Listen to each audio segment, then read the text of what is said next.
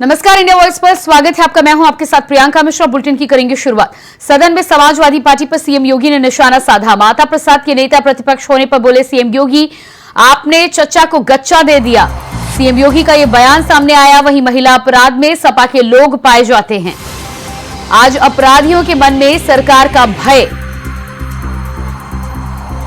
अपराधियों को छोड़ेंगे नहीं। सीएम योगी का विधानसभा से बयान सामने आया। मिशन शक्ति को बढ़ावा दिया जा रहा। महिला पिंक बूथ की स्थापना की गई।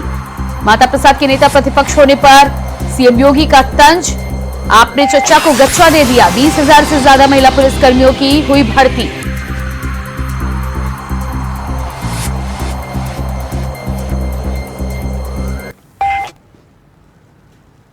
और इसके बाद आइए आपको सीधे लिए चलते हैं लखनऊ, जहां पर यूपी विधानसभा की कार्रवाई इस समय चल रही है। मॉनसून सत्र की शुरुआत 29 जुलाई से हो चुकी है। सीधे लिए चलते हैं। जब चाचा को आपत्ति नहीं है, यही तो मैं कह रहा हूं, जबरदस्ती उंगली करिए।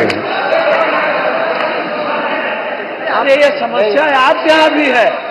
ये शासन की बैठे जरा देखो उधर भी। माननीय अध्यक्ष जी, देखिए मुख्यमंत्री जी ने, वो आपकी उनकी होती रहती है, बैठी। मुख्यमंत्री जी ने अभी प्रश्नकाल में कहा था कि मैंने महिलाओं की भर्ती कर ली है। 20,000 महिलाओं की भर्ती कांस्टेबल की पीएससी में भी कर ली है, पुलिस में भी कर ली है। चलिए हम अब बहुत आपको, अरे उसको वो बात खत्म हो गई। शिवाजी वो बात खत्म हो गई। सवाल ये था कि जितनी जब से भर्तियां की हैं पुलिस में सब कुछ, और उसके बाद 3 प्रश्न हो चुके हैं, तो सुन लीजिए ना। अरे उसके प्रश्नकाल के बाद सुनिए ना। तो इसी प्रश्न में वो प्रश्न खत्म हो चुका है। नहीं, इसी प्रश्न में हमारी ओर इशारा किया था। हाँ। मैं इसलिए मैं बोल रहा हूँ, मेरा नाम भी लिया है। वो बहुत आपको बहुत लेट याद आया। नहीं, खत्म हो चुका। मैं जांच को तभी किया था। फिर कहा है अभी तक ऐसा नहीं है, लेकिन आपने समय नहीं दिया। आप कहाँ खड़े हुए? उसी समय में समय देता हूं। मैं सोच रहा था आप उठोगे, लेकिन आप उठे नहीं। नहीं, आपने हमारी तरफ निगाह ही नहीं करी। अरे हमारी कहीं पे निगाहें, कहीं पे निशाना, इसीलिए आजाद मुझे आपकी तरफ नहीं देखते। तो देखिए हमें गच्चा नहीं मिला है। देखिए पांडे जी बहुत सीनियर है, ठीक है, बहुत सीनियर है, और हम लोग देखिए समाजवादी हैं, और समाजवादी के साथ साथ आपकी तरफ से भी हमने कुर्सी का कहीं न कहीं इशारा किया था। हमें वहां पर बैठाला गया था, उसके बाद यहाँ पर बैठे, और यहाँ के बाद हम यहाँ पर बैठे। इसके बाद यहाँ बैठ गए हैं। मेरी शुभकामनाएं और आगे के लिए। मैं कहना चाहते हैं 3 वर्ष में आपके संपर्क में रहे, तो गच्चा तो आपने भी दिया।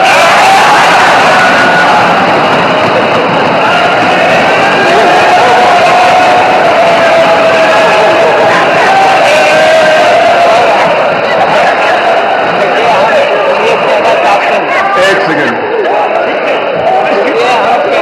अब तक तो आपको आदत हो जानी चाहिए। सुनिए ना अजय जी, जब आपने गच्चा दिया तो उत्तर प्रदेश इस चुनाव में पीछे रह गया, बहुत पीछे चला गया। समाजवादी पार्टी आगे हो गई। और फिर आप देख लेना, अब देख लेना 27 में समाजवादी पार्टी फिर से हरा देगी, और आपके जो डिप्टी मिनिस्टर, चीफ मिनिस्टर हैं, डिप्टी चीफ मिनिस्टर हैं, वो आपको फिर गच्चा देंगे। तो संख्या 5 श्री महबूब अली मनीष। माननीय अध्यक्ष जी, प्रश्न आपके सामने हुआ, और मैंने जो प्रश्न किया था, मुझे लगता लगता है कि हमारे मंत्री जी ने या तो सही से पढ़ा नहीं, और पढ़ा होता तो शायद उत्तर उसके विपरीत में मिलता। सीधा है, आप देख लीजिए, कहीं मैंने आच्छादित का जिक्र नहीं किया। मैंने बेरोजगारों का जिक्र किया है, बेरोजगार टीचरों को किस तरह से समायोजन करेंगे, क्यों हटा दिया गया, उसके बारे में बात किया। लेकिन आज आप कह रहे हैं कि 21,126 टीचर है, ये भी आंकड़ा गलत है। वो भी 24,523 है। 10 लाख स्टूडेंट हैं, 60,292 मदरसों से ताल्लुक रखते हैं। 2008 में scheme for providing quality education in madrasa के नाम से ये योजना बनाई थी, और योजना में स्पष्ट था गणित, विज्ञान और हिंदी, अंग्रेजी मदरसों के अरबी, उर्दू, फारसी के अलावा के इसका भी ज्ञान बच्चे प्राप्त कर लें।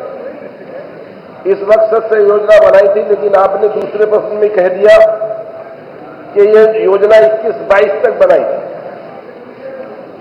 मैंने पूरी गाइडलाइन पढ़ी है, उसमें कहीं जिक्र नहीं है कि 21-22 तक की योजना थी।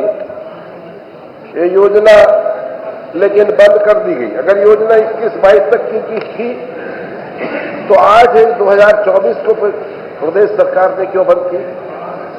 21-22 में क्यों प्रदेश सरकार ने बंद कर दिया? उसी वक्त बंद हो जाना चाहिए था। इसलिए स्पष्ट है, तो प्रधानमंत्री जी ने भी कहा है, आदरणीय प्रधानमंत्री जी ने स्पष्ट कहा है कि बच्चों के हाथ में, एक हाथ में कुरान हो और दूसरे हाथ में कंप्यूटर हो। हमारा मकसद है, उसी आशय को ध्यान में रखते हुए ये योजना बनाई गई थी। लेकिन प्रदेश सरकार ने 8/1/2024 को ये खत्म कर दिया। मेरा सीधा स्पष्ट अनुरोध है कि इस योजना को लागू किया जाए, चालू किया जाए। 56 महीने से जिन टीचर्स को 25,000 टीचर्स को तनख्वाह नहीं मिली, और समाजवादी पार्टी की आदरणीय अखिलेश जी की जब सरकार आई थी, योजना के साथ साथ हमने कहीं महसूस किया था कि इनकी अब भी सैलरी कम है। हमने 3,000 और मानदेय बढ़ाने का काम किया था। आज मेरा अनुरोध है कि सीधा सवाल मैं कर रहा हूं, माननीय मंत्री जी अगर स्पष्ट जवाब दें, ना कि अपना आगे का पीछे का ब्यौरा देकर और उपवास में तफरी और मजाक में क्वेश्चन का जवाब बड़ा गंभीर क्वेश्चन है। और सीधा जवाब दें कि 56 महीने का शेष मानदेय कब तक दे देंगे, और टीचर भर्तियों में आरक्षण देकर क्या इन 25,000 टीचर्स का समायोजन करेंगे? इतना स्पष्ट कर दे। दो सीधे सवाल। माननीय अध्यक्ष जी, माननीय सदस्य का जो सवाल है,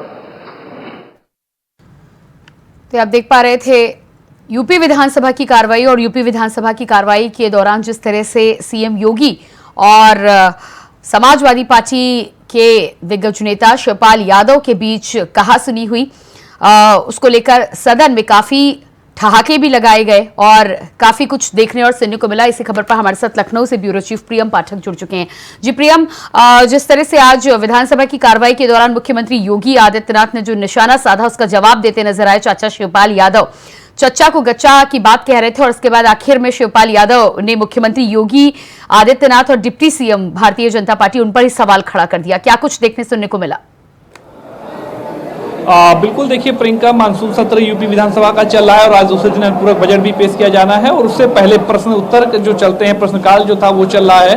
और उस दौरान जब सीएम योगी आदित्यनाथ का संबोधन हो रहा था, वो सवालों के जवाब दे रहे थे। उस दौरान उन्होंने कहा कि माता प्रसाद पांडेय, जिनको नेता प्रतिपक्ष के तौर पर बनाया गया, उनको उन्होंने शुभकामनाएं दी, और उन्होंने कहा कि चाचा शिवपाल यादव को एक बार फिर चचा को जो है वो गच्चा मिल गया। और कहीं ना कहीं जिस तरीके से उनके नाम को लेकर चर्चा चल रही थी कि उनको नेता प्रतिपक्ष के तौर पर सदन में भेजा जा सकता है, लेकिन उनकी जगह पर माता प्रसाद पांडे को जो है वो विधानसभा में नेता प्रतिपक्ष के तौर पर अखिलेश यादव की तरफ से बनाया गया, तो उस पर वो कहीं ना कहीं चुटकी लेते हुए और तंज कसते हुए नजर आए, जिसके जवाब में शिवपाल यादव ने कहा कि 3 साल तक मैं आपके भी संपर्क में रहा, लेकिन आपने भी मुझे गच्चा दिया। तो ये कह सकते हैं कि एक जो तंज है वो एक दूसरे पर दोनों नेता जो है वो कसते हुए नजर आए हैं। फिलहाल अभी प्रश्न उत्तर काल का जो समय है वो चल रहा है और जो सवाल है वो पूछे जा रहे हैं विपक्ष की तरफ से, जिसका सरकार की तरफ से जवाब भी दिया जा रहा है। जो इसके बाद अब से मैच कुछ देर बाद अनुपूरक बजट जो है वो पेश किया जाएगा। वित्त मंत्री सुरेश खन्ना जो है वो सदन के अंदर जो है अपना अनुपूरक बजट, इस साल का जो पहला अनुपूरक बजट है उसको पेश करते हुए नजर आएंगे। माना जा रहा है करीब करीब 30,000 करोड़ रुपए का ये बजट जो है वो हो सकता है और उसमें कुंभ को लेकर के, इसके अलावा परिवहन विभाग में नई बसों की खरीदारी को लेकर हो, इन सभी चीजों को लेकर जो है प्रावधान किए जा सकते हैं। तो अभी प्रश्नकाल का समय चल रहा है, इसके बाद में यानी कि 12:20 पर यहाँ पर वित्त मंत्री सुरेश खन्ना जो है वो अनुपूरक बजट पढ़ना शुरू करेंगे। प्रियंका जी बिल्कुल, तो अनुपूरक बजट को लेकर अभी समय बचा हुआ है, लेकिन जिस तरह से मुख्यमंत्री योगी आदित्यनाथ और चाचा शिवपाल यादव के बीच में नोकझोंक देखने को मिली है, पूरे सदन का माहौल कहीं ना कहीं अलग हो गया इस पूरी नोकझोंक के बीच में। और साथ ही साथ प्रश्नों के जवाब को लेकर भी समाजवादी पार्टी में शिवपाल यादव ने जिस तरह से कहा है कि अभी तो यूपी में कुछ पीछे हुई है भारतीय जनता पार्टी, 27 में एक बार फिर से गच्चा खाएंगे। बिल्कुल, देखिए इस तरीके की तस्वीरें हमेशा सदन के अंदर देखने को मिलती है। पक्ष विपक्ष के बीच में आरोप प्रत्यारोप, तंज जो है वो कसे जाते हैं। ऐसी तस्वीरें हमने कई पिछले सदनों में देखी हैं जब सदन आयोजित किया गया, और आज भी ठीक उसी तरीके का माहौल जो है वो देखने को मिला। तो चुटकी लेते हुए दोनों ही नेता एक दूसरे की जो है वो कह सकते हैं साफ तौर पर नजर आए हैं। जहां एक तरफ से अखिलेश यादव पर पिछली बार हम लोग देखते थे कि किस तरीके से नोकझोंक होती थी, लेकिन अब चूंकि माता प्रसाद पांडे को यहाँ पर नेता प्रतिपक्ष के तौर पर अखिलेश यादव की तरफ से जो है वो नियुक्त किया गया समाजवादी पार्टी की तरफ से, तो अब उस पर कहीं ना कहीं आज सीएम योगी आदित्यनाथ ने जो है वो तंज कसा और उसका कहीं ना कहीं जवाब देते हुए शिवपाल यादव भी नजर आए। और साफ तौर पर जिस तरीके से इसमें बीजेपी संगठन के बीच में हलचल चल रही है। बिल्कुल प्रियम आपको यहाँ पर बीच में रोकेंगे, सीधे सदन की कार्रवाई पे एक बार फिर से लिए चलते अपने दर्शकों को। ओपी राजभर क्या कुछ कह रहे हैं सदन में, सुनाते हैं आपको। आपको नहीं थी, सिर्फ वोट की चिंता आप लोगों को थी। आपने उस पर कहने से पहले मान्यवर आप ये सोच लीजिए कि बंद आपकी सरकार में होगी। 60-40 का रेशियो था, 60% धन केंद्र सरकार और 40% उत्तर प्रदेश सरकार। उत्तर प्रदेश सरकार माननीय मुख्यमंत्री जी के नेतृत्व में 40% जो राज्यांश था, उस हिसाब से जो आपने सवाल किया कुछ उसमें से मानदेय दिया जा रहा था, लेकिन जब केंद्र सरकार ने बंद कर दिया तो प्रदेश सरकार के पास बजट नहीं था, इस नाते प्रदेश सरकार ने भी बंद। ठीक है, आगे माननीय श्री समरपाल सिंह जी, प्रश्न संख्या 6। साहब महोदय, आपने मुझे बोलने का मौका दिया। मैं एक किसी काम से मंत्री जी के यहाँ गया तो उसका नौकर कुत्ते को सहला रहा था। मैंने कहा भाई क्या खर्चा आता है महीने पे क्या खर्चा आता है? कहना 20,000 से ऊपर, और शिक्षा मित्रों को 10,000। क्या बात आता है? कुत्ते का खर्चा एक मंत्री का 20,000 के ऊपर और शिक्षा मंत्री को 10,000। क्या आदमी पेट पाल लेगा, क्या बच्चों को पढ़ा लेगा? माननीय मंत्री जी, मुख्यमंत्री जी भी बैठे हैं, कम से कम इतना तो करो। बच्चों की पढ़ाई है, दवाई है, लिखाई है, बस्ता है, कागज है, उसकी बीवी को भी कहीं कुछ लेना देना पड़ता है। तो साहब इस पर रहम करो। शिक्षा मित्र कितने हजारों लड़कों ने आत्महत्या कर ली। आप मुस्कुराते रहते हैं, आपकी जराब भी केवल चल जाएगी तो इनका उद्धार हो जाएगा। पूरे सूबे का मामला है और वो नियमित सीख सकते। तो विधानसभा में मानसून सत्र की कार्रवाई के बीच आगे बढ़ते हैं खबरों में। झारखंड के जमशेदपुर में बड़ा ट्रेन हादसा, मुंबई हावड़ा मेल की 18 बोगियां पटरी से उतरी। हादसे में अब तक 3 लोगों की मौत, 20 घायल। वहीं मालगाड़ी की कोच से टकराकर डिरेल हुई थी ट्रेन। रेलवे विभाग ने हेल्पलाइन नंबर किया जारी। हादसे के बाद राहत और बचाव कार्य जारी। तो तस्वीरें आप ये देख पा रहे हैं, मुंबई हावड़ा मेल की 18 बोगियां पटरी से उतरी। बताया जा रहा है कि माल गाड़ी पटरी से पहले ही डिरेल हुई थी। ऐसे में हादसे की वजह से 3 लोगों की मौत और 20 लोग फिलहाल घायल बताए जा रहे हैं। राहत बचाव कार्य जारी है। मालगाड़ी की कोच से टकराकर डिरेल हुई थी ट्रेन। तो तस्वीरें आप देख पा रहे हैं, झारखंड के जमशेदपुर में बड़ा हादसा सामने आया है। अस्त व्यस्त हुए ट्रेन के डिब्बों को देखकर इस बात का अंदाजा लगाया जा सकता है कि यह हादसा कितना बड़ा और कितना भयंकर रहा होगा। हादसे के बाद से राहत बचाव कार्य लगातार जारी है। अब तक 3 लोगों की मौत और 20 लोग के घायल होने की सूचना मिली है। सभी को पास के अस्पताल में भर्ती कराया गया है। राहत बचाव कार्य के लिए टीमें लगातार तैनात हैं। मुंबई हावड़ा मेल की 18 बोगियां पटरी से उतरी।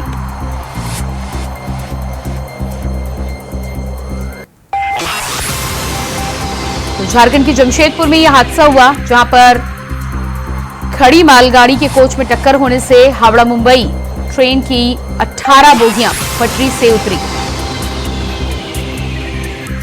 और इसी खबर पर हमारे साथ रांची से संवाददाता अजय कुमार पांडे फोन लाइन पर जुड़ चुके हैं। जी अजय, जिस तरह से बड़ा हादसा आज झारखंड के जमशेदपुर में देखने को मिला है, हावड़ा मुंबई ट्रेन की 18 बोगियां पटरी से उतर चुकी हैं, ताजा हालात क्या कुछ है?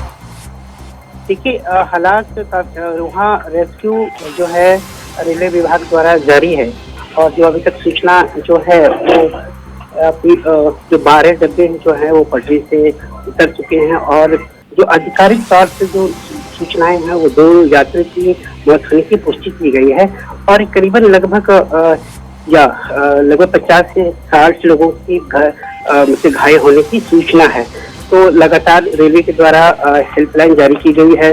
जिन यात्रियों को परिजन वो अपनी हेल्पलाइन के द्वारा से मदद ले रहे हैं, तमाम जो रेलवे के अधिकारी हैं उनकी उचित जो घायल जो व्यक्ति हैं यात्री हैं उनकी निश्चित निकटतम जो भी है जमशेदपुर और चाईबासा जो भी निकटतम स्वास्थ्य केंद्र है उनको समुचित रूप से इलाज किया जा रहा है और आप लगातार उस क्षेत्र में जो है वो रेलवे के अधिकारी इस पर नजर बनाए हुए हैं। जी बिल्कुल, तो अधिकारी नजर बनाए हुए हैं। फिलहाल अगर जानकारी की बात की जाए तो 3 लोगों की मौत और 20 के घायल होने की खबर है। और रेस्क्यू ऑपरेशन के साथ ही साथ क्या कुछ जानकारी निकलकर सामने आ रही? क्या सभी लोगों को सुरक्षित बाहर निकाल लिया जाएगा या ये संख्या कहीं ना कहीं आने वाले समय में बढ़ सकती है? इसमें जो भी हैं सभी यात्रियों को बाहर निकाला जा चुका है। जिन यात्रियों को जिस जगह गंतव्य स्थान उनके निकटतम रेलवे स्टेशन के माध्यम से उनको भेजी जा रही है। तमाम जो भी घायल है उनके निकटतम स्वास्थ्य केंद्र है तमाम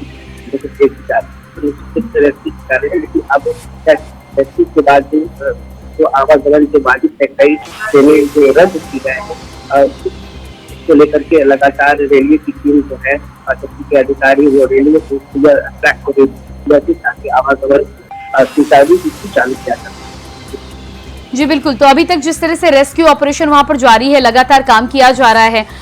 पटरी को भी सुधार के लिए व्यवस्था की अगर बात की जाए तो कितना समय लग सकता है और रेस्क्यू ऑपरेशन लगातार जो जारी है उसके माध्यम से जो ट्रेन में फंसे हुए लोग हैं उनको कब तक सुरक्षित बाहर निकाल लिया जाएगा? रेलवे के अधिकारी का कहना है कि जो आवागमन लगभग 12 में सुरक्षित आवागमन किया जाता। जी बिल्कुल अजय आप नजर बनाए रखिए, अपडेट लेते रहिए, आपके पास वापस लौटकर हम आते हैं। फिलहाल इस जानकारी के लिए बहुत बहुत शुक्रिया। बात करेंगे अगली खबर को लेकर। बिजनौर के नजीबाबाद इलाके में बाइक और मोबाइल लूटकर भाग रहे बदमाशों से पुलिस की मुठभेड़ हो गई। मुठभेड़ में एक बदमाश के पैर में गोली लगी है, जबकि पुलिस ने 3 बदमाशों को पकड़ लिया है। पुलिस ने बदमाशों के पास से 2 तमंचे, 1 बाइक, कारतूस बरामद किए हैं। वहीं पुलिस आरोपियों को गिरफ्तार कर कानूनी कार्रवाई में जुट गई है। इस सूचना पर पुलिस ने आरोपियों को पकड़ने के लिए चेकिंग अभियान चलाया।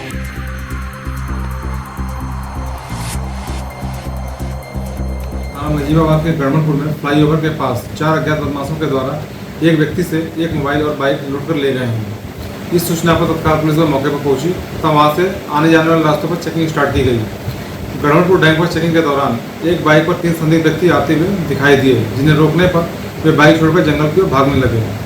इस पर पुलिस द्वारा उनका पीछा किया गया तो उनके द्वारा पुलिस टीम पर फायर कर दिया गया, जिस पर जवाबी कार्रवाई के दौरान एक अभियुक्त आयानपुर दिलसाद को दाहिने पैर में गोली लगी है तथा उसके पास से एक तमंचा 315 को बरामद हुआ है।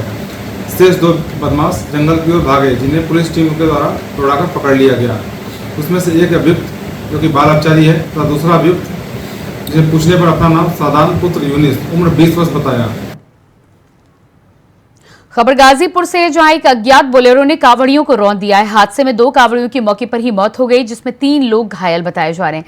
सूचना के बाद मौके पर पुलिस फोर्स पहुंची है। युवक का शव कब्जे में लेते हुए पोस्टमार्टम के लिए भेज दिया गया है, तो वहीं पुलिस मामले की जांच पड़ताल में जुट गई है।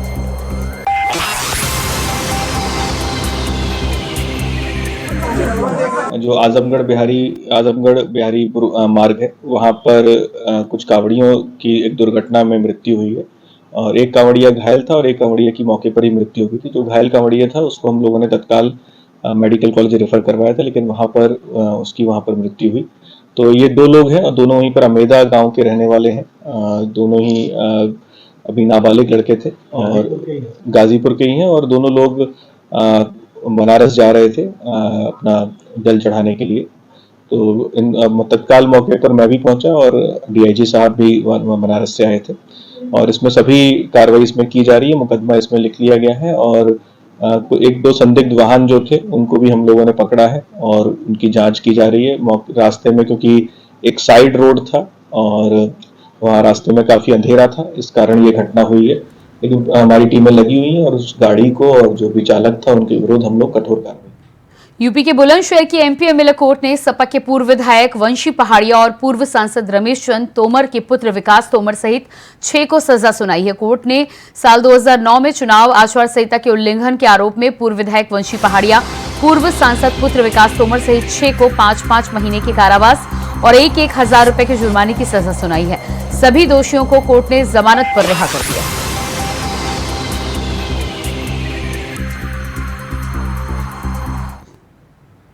सिद्धार्थनगर में डग्गामार वाहनों के मालिकों के लिए स्वर्ग और प्रवासी यात्रियों के लिए नर्क बना हुआ है। पूरे जिले से मुंबई, पूना, दिल्ली, हैदराबाद जाने के लिए बसें संचालित की जाती है, तो वहीं परिवहन विभाग और स्थानीय प्रशासन के नाक के नीचे ये खेल खेला जा रहा है। बता दें कि एक बड़ी आबादी गैर प्रदेशों में रोजी रोटी कमाने के लिए इन शहरों का रुख करती है। रोजी रोटी कमाने के लिए जाने वाले यात्री इन बसों में सफर करने को मजबूर हैं, क्योंकि ट्रेनों में जगह नहीं मिल पाती। मगर जब बस में लोग पहुंचते हैं तब उन्हें 2 की जगह 7 या 8 लोगों को बिठाया जाता है। परिवहन विभाग और स्थानीय प्रशासन ने आज तक इन गाड़ियों पर कोई कार्रवाई नहीं की और शायद किसी बड़ी घटना और दुर्घटना का इंतजार किया जा रहा है। जब जिलाधिकारी से इस बारे में बातचीत की गई तो उन्होंने कहा कि टीम गठित करके अभियान चलाकर ऐसी गाड़ियों पर कार्रवाई की जाए।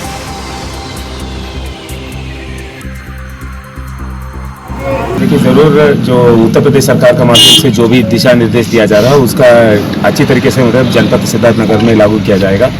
और यात्रियों से बात हुई और इसके संबंध में हम लोग ने एक कार्य योजना भी बनाया और कार्य योजना के सापेक्ष मतलब जल्दी से जल्दी मतलब उसमें हम लोग एक अभियान भी चलाएंगे और जो उत्तर प्रदेश सरकार का निर्देश के क्रम पर मतलब नियम अनुसार आवश्यक कार्रवाई भी करेंगे। रोज इसका निगरानी हम लोग रखते रहता हूँ। ऐसे बिना परमिट का या बिना फिटनेस का मतलब ऐसे गाड़ी जो होगा तो फिर उसके विरुद्ध मतलब जरूर हम लोग नियमानुसार कठोर कार्रवाई करेंगे। यूपी के मथुरा जनपद के गोवर्धन क्षेत्र में दबंगों के आतंक के भय से एक परिवार ने अपना घर नहीं गांव भी छोड़ दिया। परिवार ने घर के बाहरी दीवार पर पलायन करने का कारण भी लिखा है। पीड़ित परिवार के गांव से पलायन करने के बाद गोवर्धन थाना पुलिस की कार्यशैली पर सवाल खड़े हो रहे हैं। पलायन करने का वीडियो वायरल होने के बाद अब गोवर्धन पुलिस ने लीपापोती करने की शुरुआत की है। पुलिस के बड़े अधिकारी इंस्पेक्टर के सामने नतमस्तक नजर आ रहे हैं। पुलिस के दरोगा से पीड़ित किए गए रुपए वापस मांगने का ऑडियो भी सामने आया है। बता दें कि कार्रवाई के लिए पीड़ित परिवार से इंस्पेक्टर ने 25,000 और चौकी इंचार्ज ने 45,000 रुपए लिए थे। दबंगइयों के चलते हुए हम अपने घर को पलायन करके जा रहे हैं इस गांव को छोड़कर, क्योंकि यहाँ पे हमारी कोई सुनवाई नहीं हो रही है। हमारे केस को 1.5 महीना हो चुका है और उस 1.5 महीने के अंतराल में पुलिस की तरफ से हमारी तरफ से कोई भी कार्रवाई नहीं की गई है। इसलिए हम और यहाँ पे हमें टाइम पे दबंगों के द्वारा और मारने की धमकी दी जा रही है, इसलिए हम गांव का पलायन कर रहे हैं। कंचनपुर गांव में एक ही परिवार के 2 भाइयों में आपस में झगड़ा हुआ था। इसका वीडियो वायरल हुआ था और इस संबंध में एक मुकदमा 300/24 थाना गोवर्धन में पंजीकृत कराया गया था। जिसमें सेक्शन 147, 49 और 148, 307, 452, 323 ये सेक्शंस में मुकदमा पंजीकृत हुआ था। इसमें 2 व्यक्तियों की गिरफ्तारी की गई थी और 4 अन्य शेष है जिनके गिरफ्तारी के लिए दबिशें जारी हैं और इसमें शीघ्र ही इनको गिरफ्तार किया जाए।